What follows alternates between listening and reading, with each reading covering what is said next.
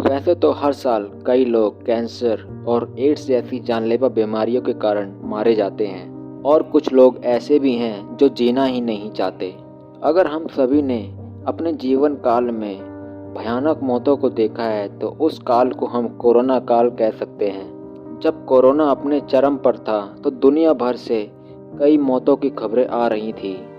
हमने लाशों को सड़कों पर सड़ते हुए भी देखा और एक ही कब्र में कई लाशों को दफन होते हुए भी देखा।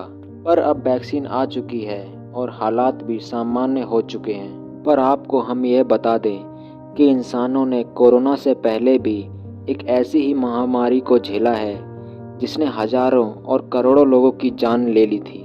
जब एक ही झटके में लाखों जिंदगियां लाशों में बदल गई थी। यह वो घटना थी जिसने रातों रात पूरे यूरोप को मौत की नींद सुला दिया था।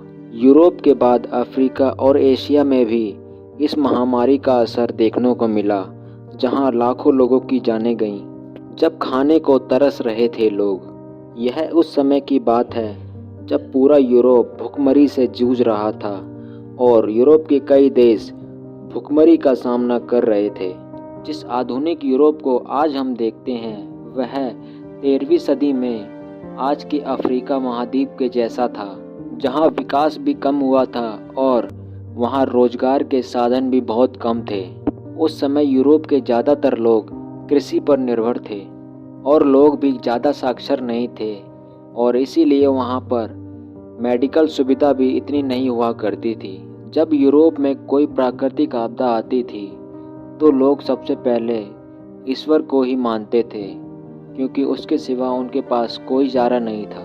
1315 ईस्वी में जब पूरे यूरोप में जलवायु परिवर्तन हुआ तो उसका असर कृषि पर भी पड़ा और लोग भुखमरी से मरने लगे। वहाँ खदानों का संकट उत्पन्न हो गया।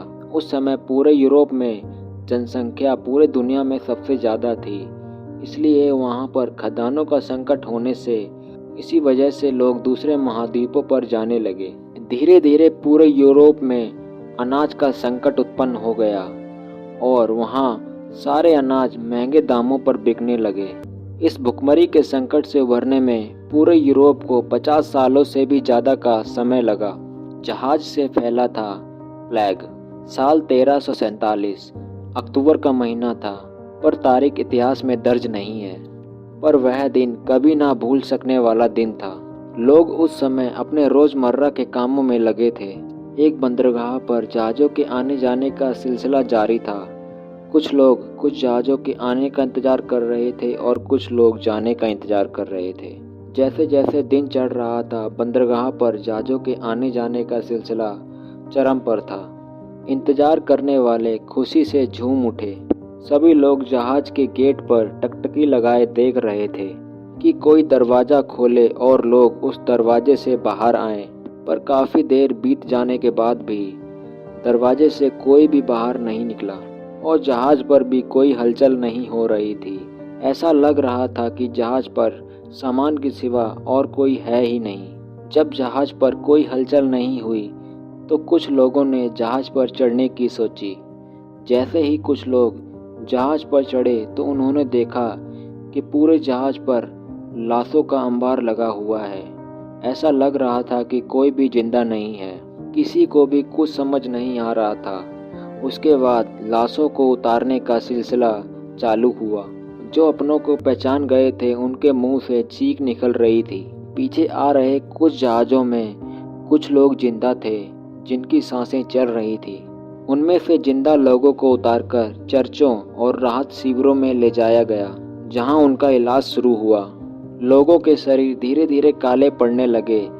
जिसको जो समझ में आया उसने वह किया और लाशों को इकट्ठा किया जाने लगा। लाशों को दफनाने के लिए जमीन की खुदाई की गई। 2 दिनों तक लाशों को दफनाने का काम हुआ। जो लोग बीमार थे वह भी धीरे धीरे मरने लगे और लोगों के मरने की तादाद बढ़ने लगी। शहर का एक वर्ग कब्र खोद रहा था और वहीं दूसरा वर्ग लाशों को इकट्ठा कर रहा था और तीसरा वर्ग लाश बन रहा था। जहाज़ों से आई मौतें पूरे यूरोप में फैलने लगी, जिसे बाद में प्लेग कहा गया।